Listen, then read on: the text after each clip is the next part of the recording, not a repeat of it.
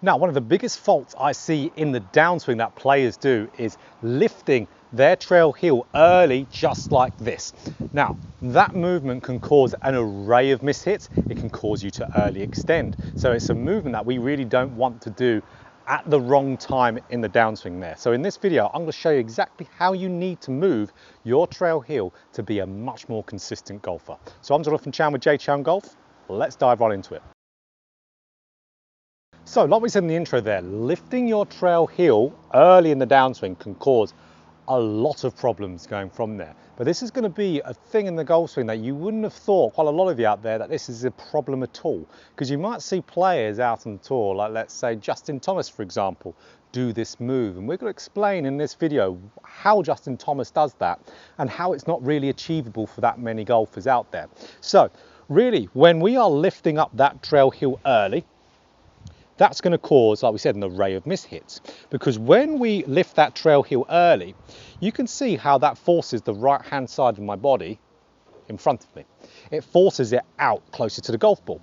So you can imagine the scenario here. If I'm coming down on a good path in the downswing and I start to lift that trail heel vertically up like this early, my right knee is going to be pushed forward, my trail hip then is going to be pushed forward. And of course, what else is attached to the right hand side of my body?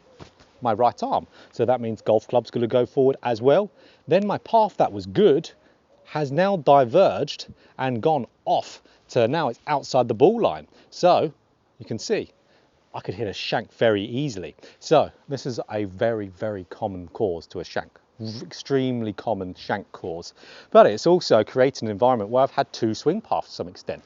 I've seen golfers who have had a quite into out swing path do this move excessively, and then they've actually swung out to win going through the golf ball, where on TrackMan it will say they're out to win, but you look at their swing, mid-downswing, and it's actually inside quite early. Now, before we jump into a good drill to be able to fix this, let's understand why this happens. Now, just like a load of other faults in the golf swing, especially when it comes to downswing faults and late downswing faults, they're being caused by something way earlier on, and this is definitely no exception in there. So there's really a couple main things we see that causes golfers to do this.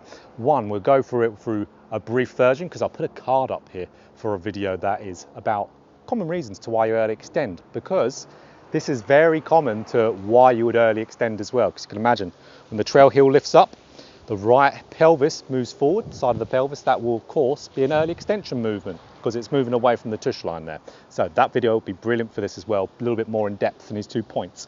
So the first one is a steep shaft. So a steep shaft will cause that right heel to lift up, but got to understand why that causes that. Is because that right heel lifting up, it happens in the body's preparation to do this in a downswing, right side bend or trail side bend there. So when the body trail side bends quite excessively in the downswing, it's doing that to make up for a certain move.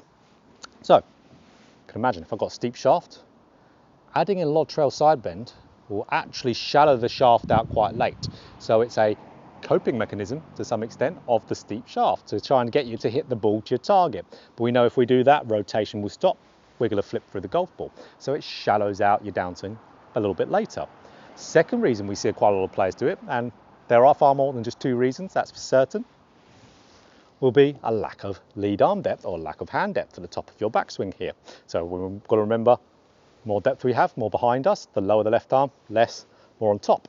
Because when we rotate in the downswing, with a lack of depth, the hands are going to get quite far out in front of us. So what is trail side bend going to do from here?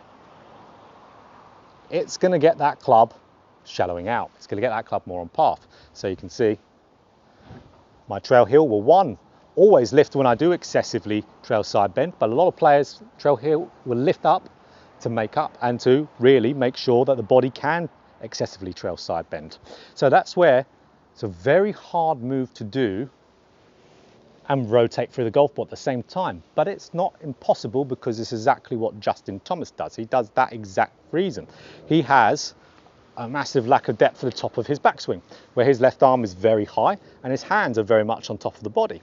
How Justin Thomas makes up for that is he'll be going into his downswing. He'll lift up that trail heel extremely early, because that's preparing his body to trail side bend, to get this movement going in there, because that will shallow out his shaft and that will keep his club moving on path. But Justin Thomas, in his exceptional ability he has, he can still rotate through the ball and do that. He can still get good turn and do that movement. The vast majority of most golfers cannot do that at the same time, can't rotate whilst having that excessive amount of trail side bend. And that's where a lot of golfers have to be careful to some extent with looking at top players. These players that are the best in the world are extremely skillful and extremely talented and athletic. They can do some certain moves that us mere mortals cannot do. And that is a perfect example. When you see a player do something in a golf swing, a top player, that might be a fault that a lot of us instructors talk about and tell you in videos not to do, for example. You've got to see that fault and not think, okay, that's why this instructor is wrong because this player is doing it. It's got to think, okay, why does this player do this fault and it work in their golf swing? That's it. It's about matching up certain elements in your golf swing. That's how you can have these players with all these movements. That's how you can have a Dustin Johnson with a very closed club face, bowed left wrist with a stronger grip, and still hit the ball very well because he can rotate so fast and so hard and rotate so much to where it neutralizes his strong club face. Ultimately, there isn't one way to swing a golf club, but there are ways that are easier than others, especially on the body. A lot of guys out there will not be able to do the Justin Thomas move, high left arm, lack of depth, excessively trail side bend, lift up that trail heel excessively, and side bend enough to be able to make that work whilst rotating.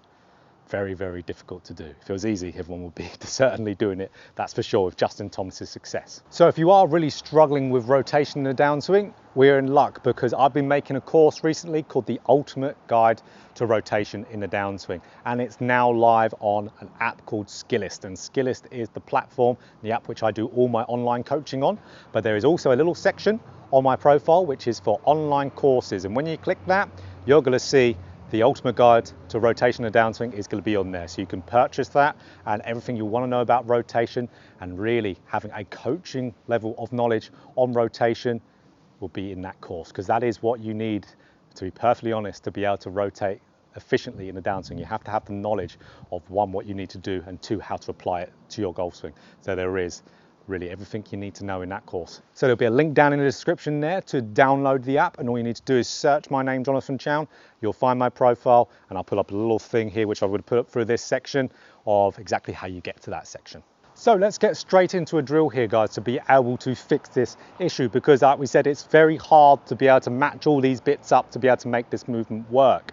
We will most likely suffer with having a shank shot, having a heel orientated strike, and just a lack of rotation because of it, early extension. So brilliant drill here is we need an alignment stick. Now what we do with this alignment stick is we stick it in the ground just like this. So luckily it's been raining so much here in the UK, as you can see by the state of my hitting area here.